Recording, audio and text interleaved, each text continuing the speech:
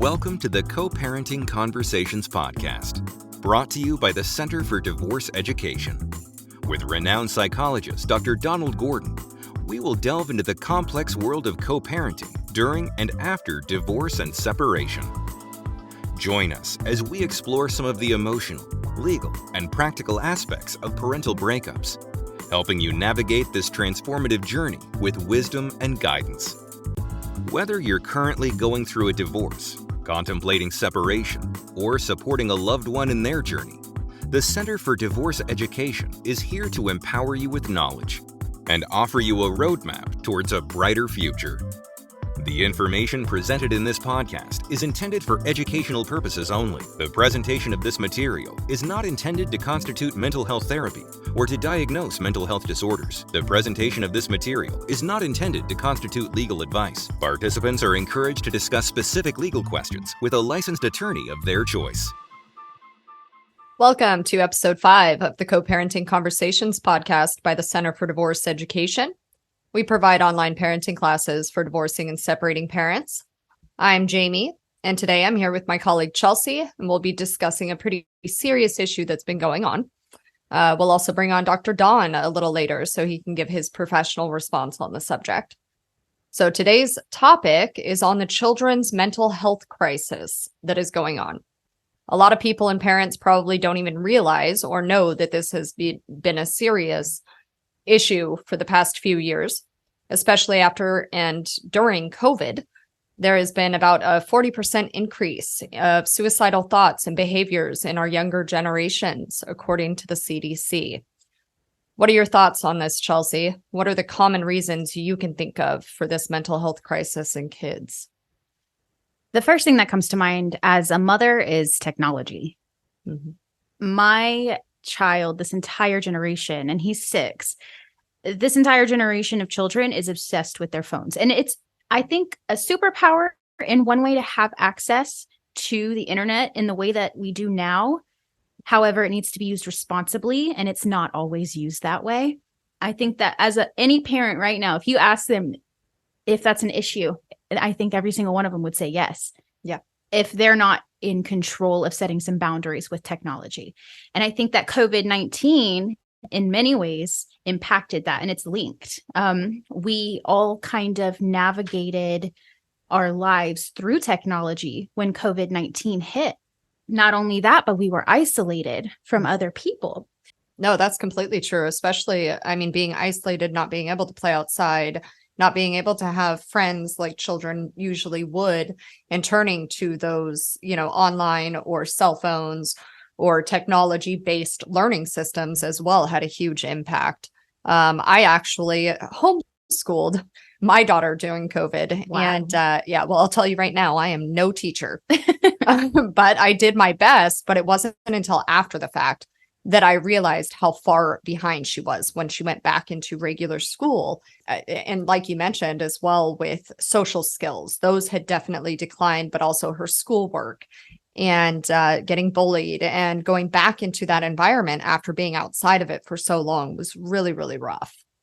When COVID-19 first came out and first started impacting us, I remember one of my initial thoughts was out of empathy for the children who use school as an escape. And I know there are many. I was one at one point in my life. Yeah. And there are situations that have been worse than mine. There is no doubt in my mind that impacted them. Oh, absolutely. Another huge and terrifying fact about COVID is that a lot of people did lose loved ones as well. A lot of children aren't prepared for that and they don't know how to deal with it. Let's go ahead and bring on Dr. Don. Hi, Dr. Don. So Chelsea and I have been discussing the children's mental health crisis we have going on. What is your professional opinion on the subject, and why do you think this is happening, and what can we do about it? Well, from my point of view as a family psychologist, I know that children absorb and reflect the stress of their parents. How the parents are adjusting has a huge impact on how the children are adjusting. Right. And we know that over 70% of parents, adults in this society, experience significant anxiety or depression every day. That's going to have a huge effect on kids. What are the parents stressed about? You can probably answer this question yourselves about the things that you worry about.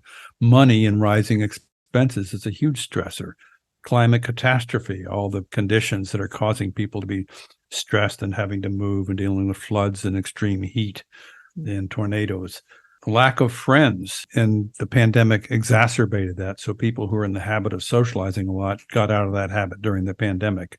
And then political polarization, not wanting to be interacting with other people who have a different political point of view. Distrust of each other and the government is at an all-time high. So that causes people to become more socially isolated. All these stressors puts parents into a fight or flight mode. And when they're in a fight or flight mode, they can't attune to their children's distress. They're simply physically unable to do that because those abilities come from the prefrontal cortex, and the fight or flight mode blocks the prefrontal cortex from being able to work. Now, when children are not comforted when they have stress, their stress worsens and it can become a mental health issue. There's a national shortage of therapists to treat parents and their children when the parents want to get help for their kids. They can't get it. And also in schools, teachers really can't respond to the children's mental health needs because they're so overwhelmed with so many kids with emotional needs that are not being met. There's one interesting and sad statistic.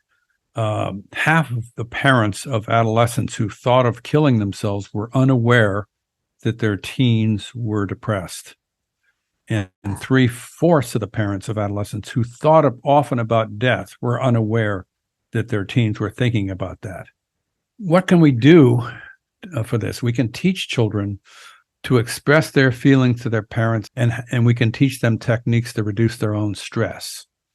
Now, this can be done with our new online program for kids, which is why I developed it to help deal with this mental health crisis for kids.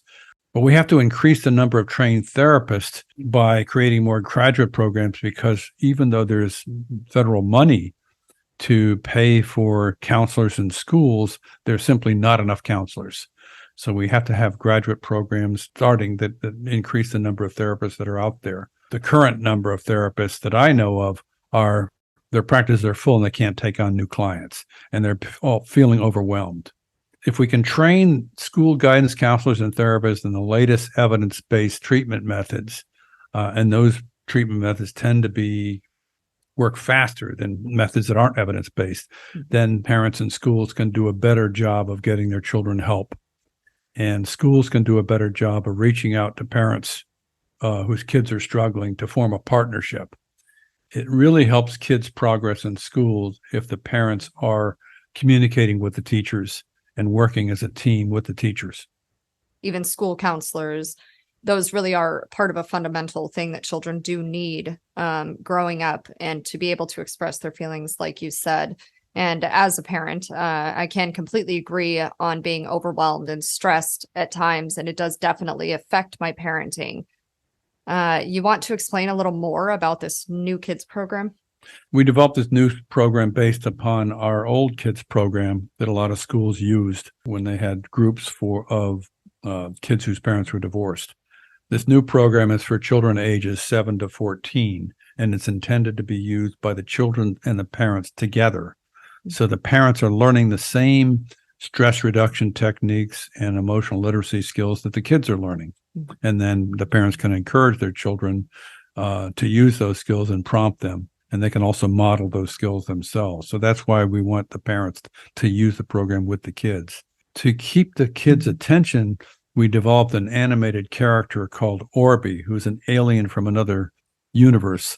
And this figure teaches the kids these skills, and he's working with the child host. And the 5 chapters in the program, each of them has a different child host, and they interact with Orby and they teach these skills. These skills are especially helpful for kids dealing with divorce and separation. Now, most of the kids who use this program with their parents experience less anxiety and depression, as their parents reported. And the parents and kids had more conversations about their feelings after going through the program. Well, it sounds like a very beneficial program, especially with this mental health crisis. Well, we do appreciate you being here, Dr. Don, and thank you all for tuning in. See you next time.